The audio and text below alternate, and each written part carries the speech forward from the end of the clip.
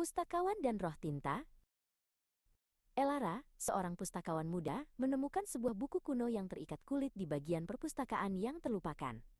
Buku itu tidak memiliki judul, hanya sebuah permata biru tua yang tertanam di sampulnya.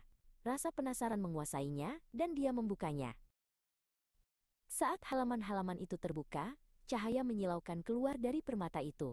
Tinta dari halaman-halaman yang diilustrasikan dengan rumit mulai berputar dan menyatu, membentuk sosok kecil yang tertawa. Sosok itu melesat keluar dari buku, meninggalkan noda tinta di lantai.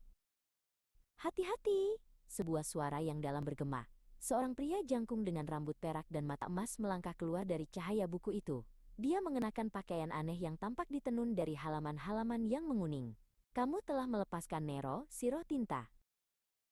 Elara menatap pria asing itu, lalu ke noda tinta yang sekarang berubah menjadi burung gagak kertas dan terbang menjauh.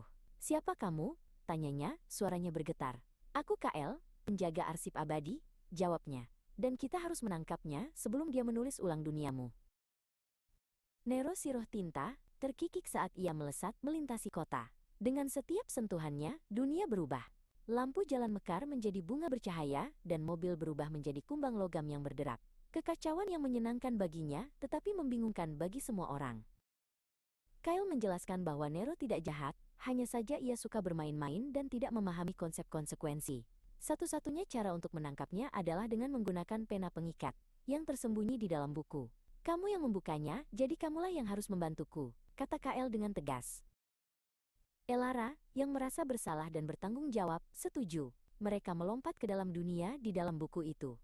Itu adalah tempat yang surreal, di mana pohon-pohon terbuat dari gulungan dan sungai mengalir dengan tinta perak. "Pena itu ada di puncak narasi," kata Kyle, menunjuk ke sebuah gunung yang terbuat dari tumpukan buku yang menjulang tinggi. Perjalanan mereka tidak mudah. Teka-teki yang ditulis dalam bahasa kuno menjaga jembatan, dan grifin kertas yang galak melindungi jalan setapak.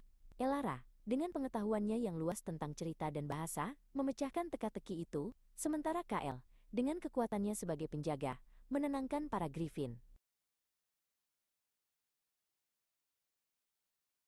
Akhirnya, mereka mencapai puncak dan menemukan pena pengikat, sebuah pena bulu yang berkilauan dengan cahaya lembut.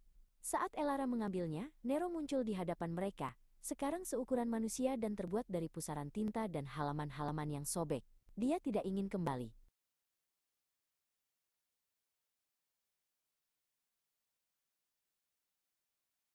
Alih-alih melawannya, Elara mulai menulis di udara dengan pena itu. Dia tidak menggambar sangkar, tetapi sebuah halaman baru, sebuah taman bermain yang terbuat dari tinta, dengan perosotan kata dan ayunan koma. "Kamu tidak harus dikurung," katanya. "Kamu hanya butuh tempat untuk bermain." Nero ragu-ragu, lalu dengan senyum, ia melompat ke halaman baru itu, kembali ke dalam buku. KL tersenyum tipis. "Kamu bukan sekadar pustakawan," katanya. "Kamu adalah seorang penulis cerita."